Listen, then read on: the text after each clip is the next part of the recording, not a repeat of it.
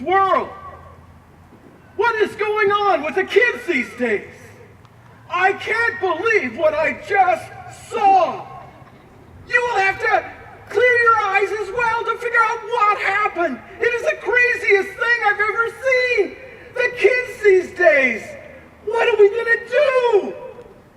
Oh. My name is Aaron. And for 5 generations I have farmed across the road from Eli and Rebecca. Our families have mingled together to the point that we are like family. And I can't believe what I just saw. It is incredible. See, Eli has 2 sons. One is Amos, the oldest. You would all be proud of Amos, for he would be the apple of all of our eyes. We would be proud of him because from the time that Amos was born and could walk, he was always in his father's shadow, working hard, diligently to learn the ways of the farm, to watch the moon and when to plant and when to harvest. He was learning side by side with his father. He was a good boy. And then Eli and Rachel, they had another son. One of those that kind of come late in life. And his name was Judah. Now Judah was trouble from the time he was born. Everything and every day it was like he plotted, what was I going to do bad next? Oh, the times he almost gave me a heart attack. There was the days that he came and he stole my figs and sat there on the fence and just eating them away as if I was just handing them away to the neighborhood. And then the day he ran my flock of sheep right through my wheat field, just as I was about ready to harvest. Oh, Judah was trouble from the moment he was born.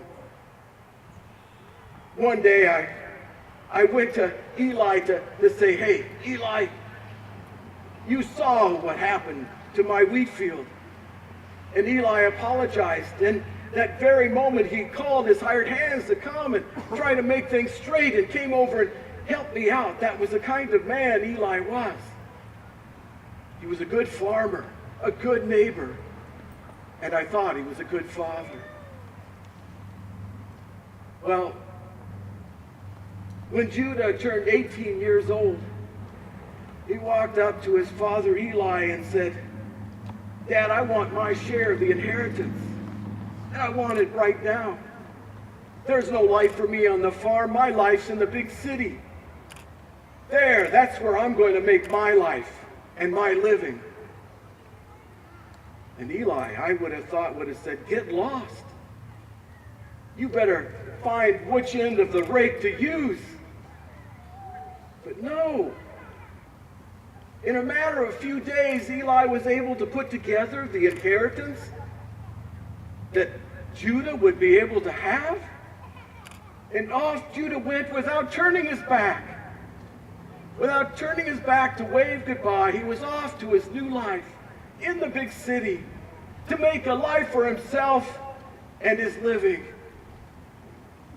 And off he went. Oh, you should have heard the gossips in our little village. Oh, they were going back and forth about what Eli did. And what he did was almost shameful. Just handing over the inheritance to Judah. You see, in our culture, if a son or daughter went to a parent and said, I want my share of the inheritance, it was basically saying, I wish you were dead. I wish you would die so that I could have what is owed me when you die, so that I go and spend and enjoy my life. Can you imagine hearing that? Wanting your inheritance from someone before they died. What an insult to his parents. Eli and Rachel, I can't imagine how brokenhearted they were for their own son to wish that they were dead. But Judah went off. He took off for the big city. Nobody heard from him, especially Eli and Rachel. You could tell by the look on their face whenever I saw them or we crossed paths that they were worn, tired, worried about Judah. And then word started coming back from the big city. People who had gone to sell their wares, some people who had gone to visit family, had heard through the grapevine that this young boy Judah had come to buy himself friends in the big city.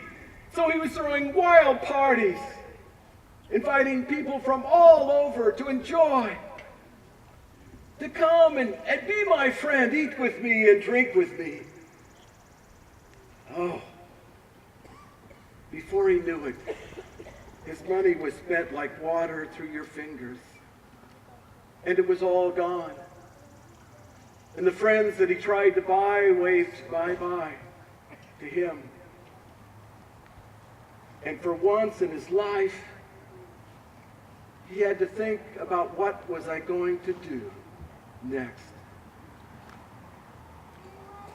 Well, it just so happened that hard times had hit all over the nation. We and even the farms were having hard times because a drought had come and things were lean. But in the city, things were bad because there was no work for anyone. Judah became hungry and cold and desperate. Finally, he found a farmer who would take him in and allow him to care for his pigs.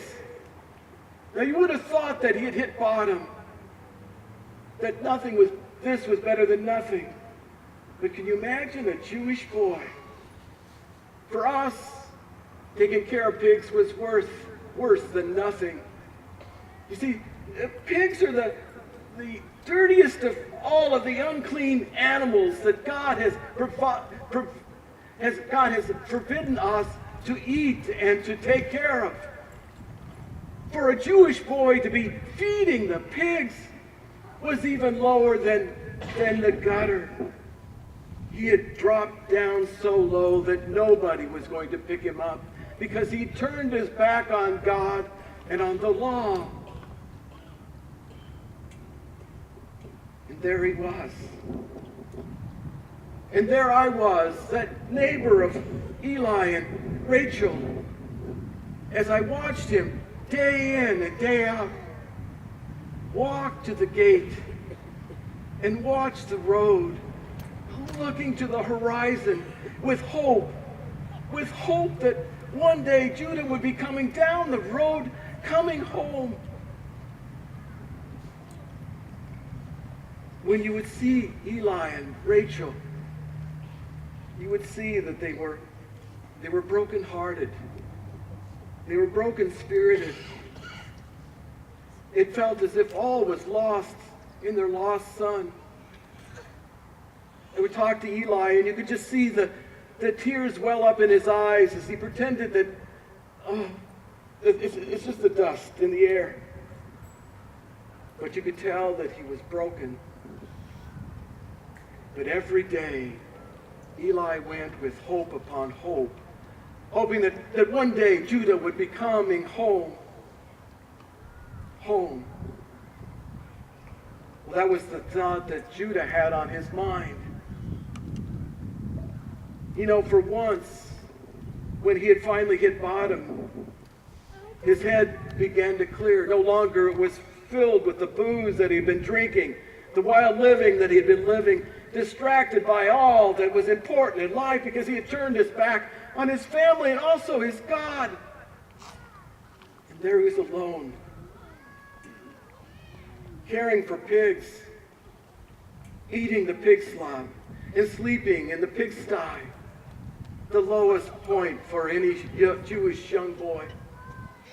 And it gave him time to think about home, and to think that while he's cold at night, his own father's servants are warm and taken care of.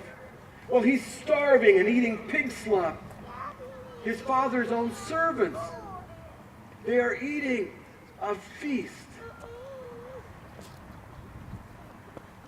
How am I going to get home? I can imagine Judah wondered when he turned his life around. He started working on a speech he would give to his father. Father, I have sinned against God and against you. I am no longer worthy to be called your son. You may relate to me now as a servant.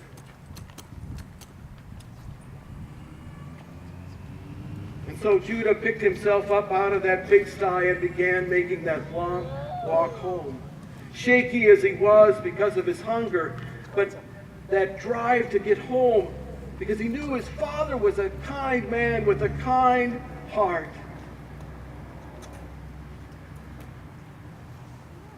And then I was standing out by the gate when I saw when I saw Eli seeing on the horizon a speck, a dot, coming upon the road and looking farther and farther out, hoping in his heart that it could be Judah. Maybe it is. He called his servants who were younger and said, come, look, who do you think you see? And that spot became larger. And it wasn't long before he began to yell, it's Judah! He's coming home! And he began to run as fast as he could, and his legs could carry him to meet Judah on the way home. As soon as he approached Judah, Judah fell on his knees, shaking, wondering what was his father going to be like? How was his father going to receive him? And he began his speech as bumbly as he could. Father, I have sinned against God and against you. I'm no longer worthy to be called your son. When Eli just threw himself on Judah, and he began hugging, and they began crying, and their tears washed as if they were washing all of the grime and all of that Judah had experienced away. I could see it there in the distance. And I could hear the voice of Eli yelling to his servants, go and get this man. Get this man who is a son of mine. Get him a robe and a ring to put on his fingers, sandals to put on his feet, and go and slaughter the fatted calf. For he was lost and is now found. He was dead and is now alive. And so they returned home, and tonight is the party. The missus and I, we can't wait to go. We can't wait to see what has happened to this Judah. You know, I've never seen anybody turn their life around before. I have never experienced one who was changed so much by love. What amazing grace. And to see Eli. Eli had more joy in his heart in that moment than I have enjoyed in my whole life. And I can't wait to hear Judah, to hear him tell about turning his life around. And I can't wait to see Rachel and Eli, to congratulate that their son is now found, who was lost, who is alive, who we thought dead. And then I think I heard it said, there is no greater joy in heaven than when one turns their life around. Praise the Lord.